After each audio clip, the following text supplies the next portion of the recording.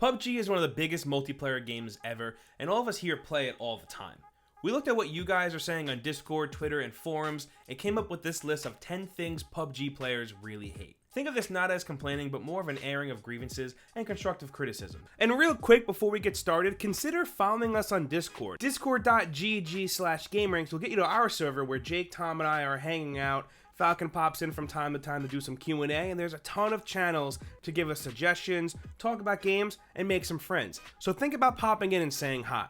Starting off at number 10, we have hackers and cheaters. This is definitely something we can all agree on. Well, most of us, I'm sure the people that are doing the cheating probably don't feel the same way that we do. And yeah, I know cheating really sucks in any game you play, but I feel like in PUBG, it just really sucks. Especially when you've collected a good amount of loot and you're in the top 10, you have a really good spot where you can kind of see almost the entire circle, you're golden, you're set. Then all of a sudden, you get domed, like instantly, out of nowhere. Now, a lot of people that I've complained to this about usually just say, you know, get good or, you know, just don't suck. But no, when you watch the death cam, you can see it clear as day that these people are cheating, using bots, whatever they're doing. But PlayerUnknown himself has said that now with the game being in 1.0, they're really going to try to figure out the cheating problem. Please, help us, Brendan Green.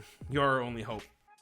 Moving on to number 9, this is something that you really don't have any control over, and this is just being dealt a really shitty hand, and that's landing somewhere where absolutely nothing spawns. Like, it's just handguns and attachments and like hats or something. I don't know the math behind the loot drops, but sometimes, man, it just feels like it's totally against me. Thankfully, it doesn't happen too often, but there are times where you land in a grouping of buildings, and all of them, and the ones in the surrounding area, just don't have any good loot. And as you know, in PUBG, the better the loot, the better the chance of survival. I can thankfully still have a lot of fun even when I'm empty-handed in this game, but this is a common complaint that we've seen almost everywhere.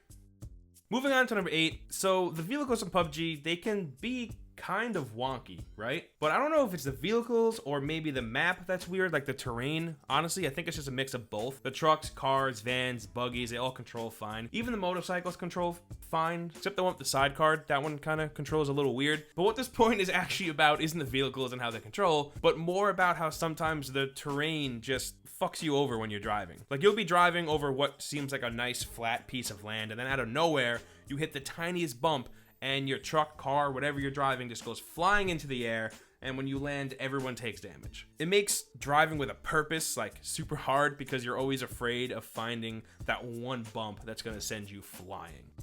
Coming in at number 7, we have accidental deaths. This one I'm kind of the king of. This is something that I'm constantly doing, and it's so heartbreaking and you get so mad, but there's really no one to be mad at but yourself, which gets you even more mad. It's really quite the vicious cycle. Whether you thought you could walk down a mountain and fall to your death, or you jump out of a moving car, an accident, and get downed, this is kind of embarrassing, and it's something that I do a lot. Something I do a lot when I'm driving, like I'm playing with a squad and I decide we're gonna stop somewhere to loot, I like to use the e-brake to stop and make the back of the car spin out. And I always try to jump out while I do that because I think I just look cool, and I always down myself. So don't be like me, just play it safe and just try not to like fall off a cliff or something. Next up at number 6, we have campers, but I just want to start this one out by saying that I get that some people play PUBG and like to camp, and I think that's fine. Brendan Green himself has said that PUBG isn't about how many kills you get, but about how long you can survive. And camping is definitely one way to survive. But from the perspective of someone like me, who's usually always on the move unless I find a good place to post up during like the last 10 or 15 people, it is super frustrating to walk into a bathroom and get blown away by some dude hiding in a bathtub. Like I said, there's nothing wrong with camping.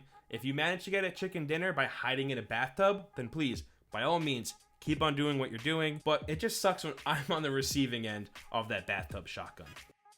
Moving on to number 5, this next one is a pretty obvious one, and that's team killers. I don't know who doesn't hate team killers. It's still really something that I don't get. Like, this is something that's big in Siege too that I always tend to encounter. If you're playing on a 4-man squad with like 90 other people to kill, do you have to kill me too?